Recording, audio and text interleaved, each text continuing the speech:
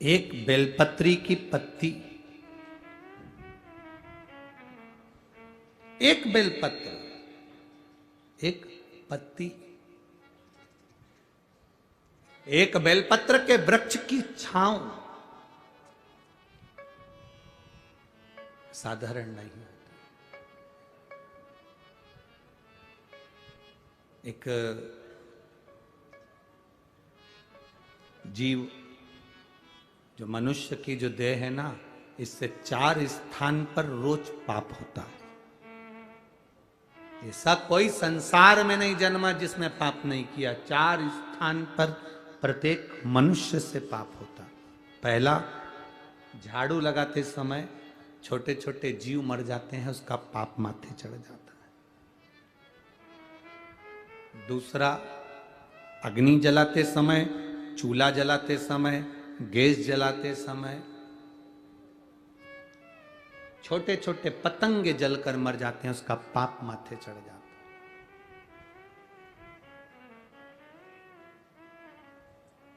है। स्त्री, किसी पुरुष को हमने कहा कि जब रोटी बनती है, चूल्हा जलता है, लकड़ी में आग लगती है, तब पाप माथे चढ़ता है।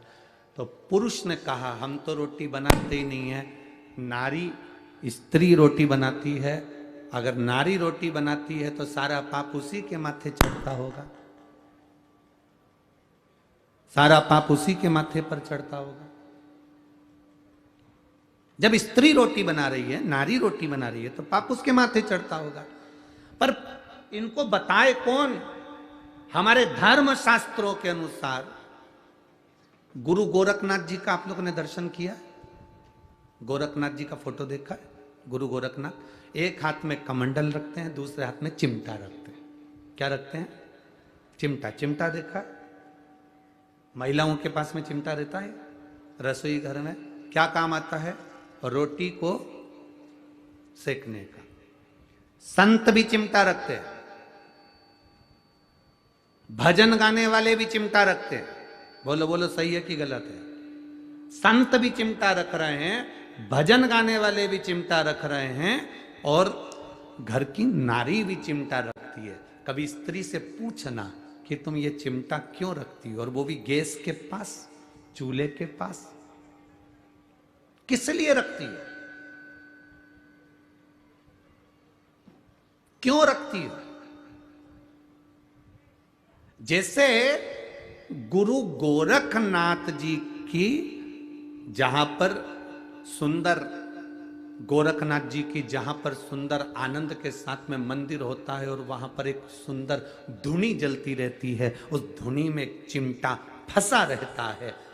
धुनी में जो बल मिलता है उस चिमटे के बल पर मिलता है। तो वहां की जो भस्म होती है, वहां की जो भभूति होती है, वो हमको सुख, एनर्जी और रोग से मुक्ति देती है। एनर्जी भी देती है और रोग से मुक्ति भी देती है। क्या होता है उस चिमटे से?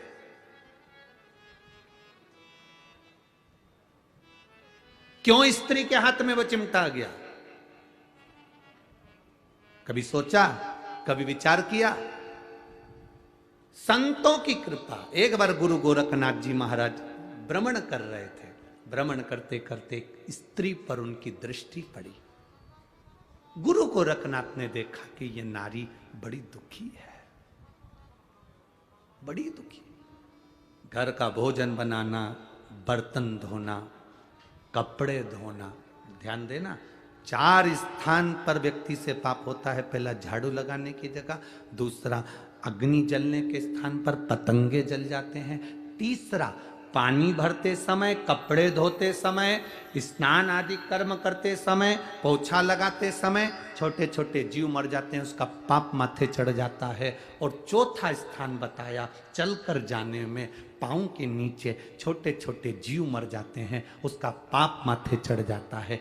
4 स्थान पर प्रत्येक मनुष्य से पाप होता है। गुरु गोरखनाथ जी ने उस स्त्री को देखा, उसको देखकर गुरु गोरखनाथ जी ने देखते से अपनी आंखों में जल भर लिया कि ये नारी जगत का कल्याण करने वाली है। इसके गर्भ में जो संतान जन्म लेती है वो विश्व का कल्याण करती है। और इस नारी के पास में पाप भ्रमित हो रहा है।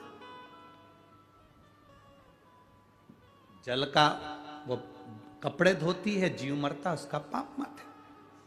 अग्नि जलाती है, उसका पाप माथे। झाड़ू लगाती है, उसका पाप माथे। दिन भर चलती है, उसका पाप माथे। चरण के नीचे जीव मर जाते। इस स्त्री का कल्याण कैसे हो सकता है? इस नारी का कल्याण कैसे हो सकता है? गुरु गोरखनाथ बाबा ने उस नारी के हाथ में बस उसी समय नारी के पास में गुरु गोरखनाथ जी ने अपनी सूचना पहुंचाई कि नारी, अगर एक जैसा चिमटा मैं रखता हूं और उस चिमटे से पाप दूर भाग जाता है, वो चिमटा अगर नारी के रसोई घर में होता है तो पाप दूर भाग जाता है। कितनी माताएं बैठी हैं जिनके घर में है रोटी, कई काम लेती हो ना, उसको कहां रखती हो? रसोई घर में, गैस के पास में रखा रहता, कहीं टंगा रहता, कहीं पास, जहां अग्नि है, जहां चूल्हा है, उसके पास में चिमटा।